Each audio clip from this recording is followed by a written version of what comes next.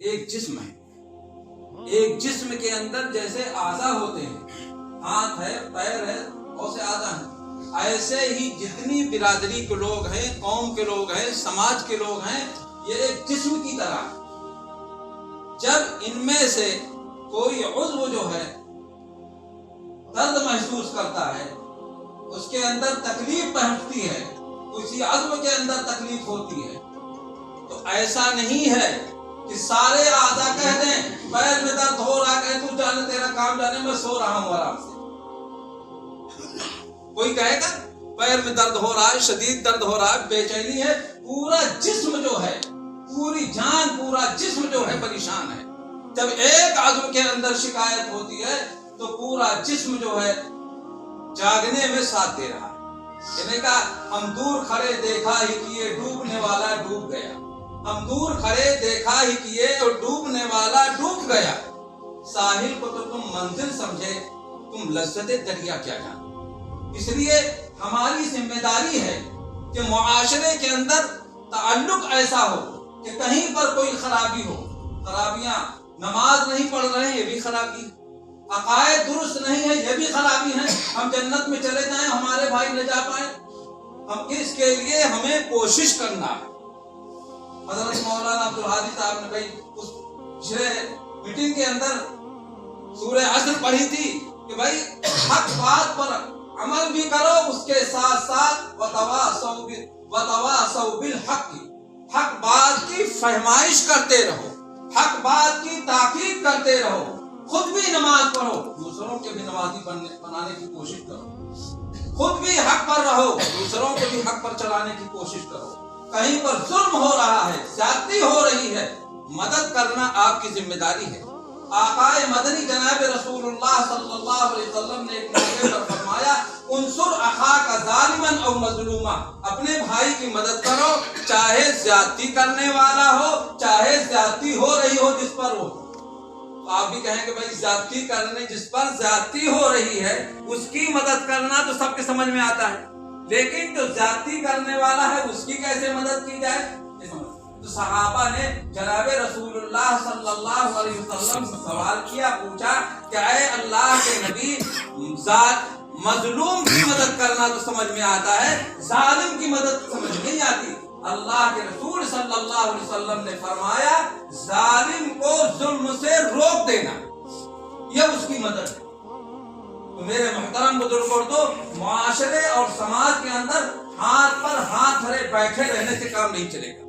ہمیں کوشش کرنی چاہیے لوگوں سے مل جل کر کے.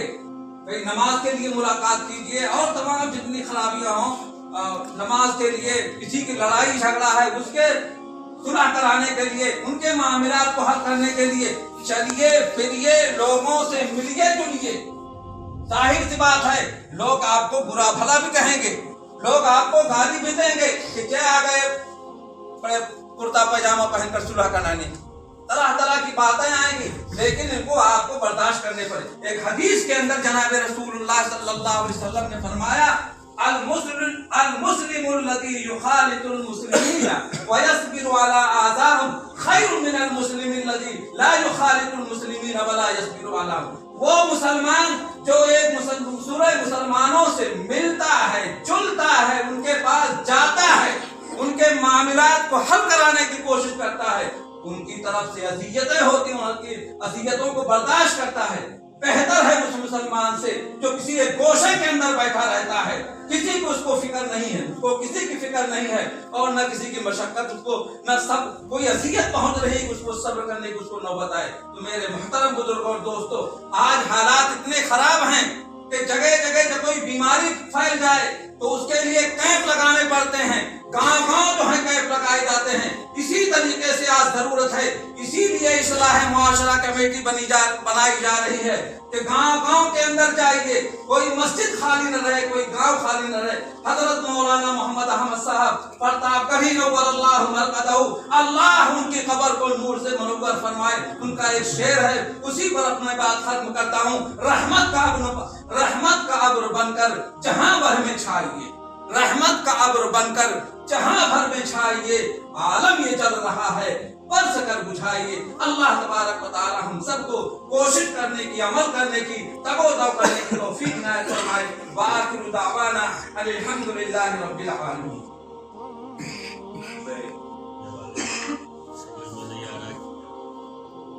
बात यह है कि इस्लाह मुआशरा की कमेटियाँ बनी और कमेटी के बनने की ज़रूरत क्या थी, इस्लाह मुआशरा की ज़रूरत किस हद तक है, इस पर हमारे बड़ों की गुफ्तगू सैर हासिल पिछली मीटिंग में हो चुकी। लिहाजा मज़ीद इस्लाह मुआशरा की ज़रूरत बयान करना तो बेमौका है। मौका इस बात का है कि ये इस्लाह मुआशरा का तरीक़ाकार क्या इख्तियार किया। एक तरीक़ाकार जो हम लोगों ने समझा है तो ये है कि जगह जगह अपने अपने इलाके में कोशिश करके लोगों को इकट्ठा करें और फिर किसी आलिम की बात उनके सामने हो जो उन खराबियों की निशानदेही करे जो माशरे में पैदा हुई हैं और उनकी इस्लाह का तरीका उनको बताए। ये एक तरीका हमारी समझ में आया है। और इससे अलावा, इससे हटकर भी इस्लाह मुआशरा सिर्फ मस्जिद बार या कहीं प्रोग्राम मुनक़्क़िद करके ही नहीं, बल्कि अपनी मजलिसों में जहाँ भी उठते बैठते हैं लोगों से मुलाकात हो तो हमारे अंदर खैर खाही का जज्बा। देखिए, हम अपनी ज़रूरत के लिए तो हर आदमी के पास जाते हैं, यहाँ तक कि जिसको पसंद नहीं करते उसके पास भी अपनी ज़रूरत लेकर पहुँच जाते हैं मजबूर होकर के। तो हम अपनी ज़रूरत से तो हर जगह चले जाते हैं, सबके पास जा लेते हैं। दीन की ज़रूरत समझकर एक मुसलमान को अपना भाई समझकर कि उसके अंदर ये उयूब, ये कमियाँ, ये खराबियाँ पैदा हो रही हैं, उसकी इस्लाह के लिए हम टाइम निकालें। तन्हाई में, अकेले में जो बात कही जाएगी, जो समझाई जाएगी, वो कुछ ज़्यादा मुअस्सिर होगी। आम मजमे में जो तकरीर हो जाती है, ठीक है, मुफीद है, उसकी इफादियत पर कोई कलाम नहीं है, लेकिन अकेले में इसलिए कि जब कोई बात सही मौके पर और सही तरीके पर और सही जगह कही जाती है तो उसका एक असर होता है।